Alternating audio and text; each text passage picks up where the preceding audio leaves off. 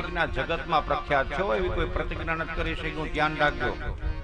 આ તો બધા રાતે બોલીને હવારે ફરનારા છે.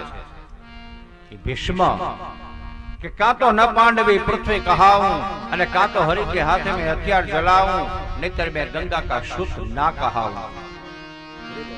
આવતીકાલના યુદ્ધમાં કે આ પૃથ્વીની ઉપર પાંડવને રહેવા નહીં દઉં, અને કાં તો ભગવાનના હાથમાં હું હથિયાર જલાવું ને તો જ હું ખરો ગંગાનો શુદ્ધ કહેવું. અને ઈ યુદ્ધમાં છેલ્લો દિવસ આવ્યો ને કૃષ્ણએ કીધું, શામ આવીને ઉભી ગયા ને બે, એટલે કૃષ્ણએ અર્જુનને કીધું કે ધ્યાન રાખજે, આ છેલ્લો દિવસ દાદાનો.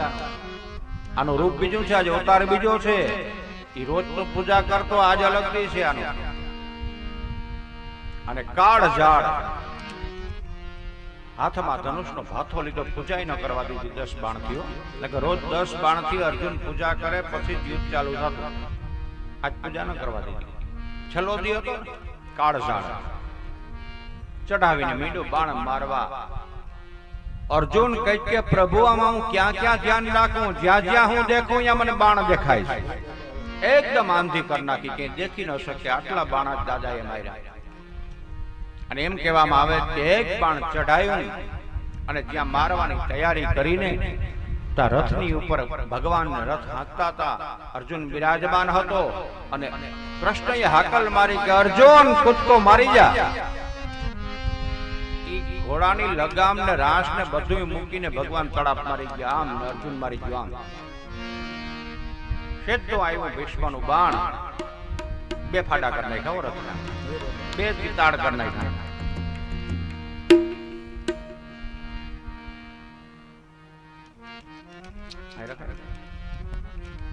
અને એમ કહેવામાં આવે કે અર્જુન ને થયું કે આ તો હારું થયું, ભગવાને કીધું ને કૂદકો માર્યો ને કે રાજ મેંધી નાખે. દાદાનું બાણ ભયંકર.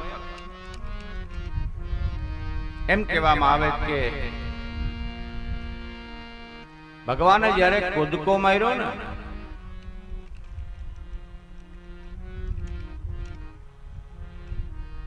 ત્યારે એમ કીધું કે શ્વેતાંબર સી કેળસે આજ પીતાંબર છૂટ પડા. શ્વેતાંબર સી કેળસે આજ પીતાંબર છૂટ પડા. ભગવાન રથમાંથી કૂદકો માર્યો ને એટલે પીતાંબરની ગાંઠ છૂટી ગઈ. અને તઈએ એ પૃથ્વીએ પીતાંબરને ધક્કો આપ્યો. શું આપ્યો? કે ધિકાર છે તને, જિંદગી પર તો જેની સાથે રહ્યો હે પીતાંબર, એવા પરમાત્માનો આજે એને સંકટ આવ્યું ત્યારે તું સાથ છોડવા તૈયાર થયો. તઈ પીતાંબર જવાબ આપે છો. પૃથ્વીને શું કહે કે તો પેલા મારી વાત સાંભળ. આ કૃષ્ણએ ગીતાજીમાં કીધેલું છે કે મોટા મોટા માણસો જયારે બોલી બોલીને ફરી જાય ને તે એને ભેગું કોઈ દી રહેવું નહીં. મોટા માણસો વચનના ખોટા થાય, બોલીને ફરે, એના સાથમાં ક્યારેય તમારે રહેવું નહીં. તો આજ કૃષ્ણએ કીધું હતું કે યુદ્ધ કરવાના હેતુથી જો હું મારા હાથમાં હથિયાર ઝાલું તો મને બ્રહ્મ હત્યાનું પાપ. આ નિયમ લીધેલું છે. અને આજની હાલત તો જો ભીષ્મ કુવાડી લઈને દોડે આવે ને તો આ ફાફા મારે કે ગાથામાં આવે ગોતવા હાટું થઈને આમ કર્યો. કવિઓએ વર્ણન કેવું કેનું, કૃષ્ણની દશા કેવી હતી ખબર? આપણે કોક અહીંયા જઈએ અને કૂતરો હોય એની પાડેલો, અને કૂતરો ગડગડતી મૂકે આપણી પાછળ, એટલે આપણી દશા કેવી થાય ખબર? નજર તો કૂતરાની સામે જ રાખવી પડે ને કોલો પેનીએ પૂગી જાય. એટલે નજર આમ હોય, એક હાથમાં આપણે આમ કરીએ, ગળદો ગોતીએ કે હાથમાં આવે તો, એક હાથે પાણો ગોતલા હોય, નજર કૂતરા સામે રાખવી પડે. આ દશા કૃષ્ણની થઈ ગઈ. નજર ભીષ્મ સામી અને બીજા હાથે આમ ફાફા મારે કઈક હાથમાં આવે તો. હવે આ બોલીને ફરી ગયો તો પીતાંબર કહે કે મારે આની સાથે કેમ રહેવું?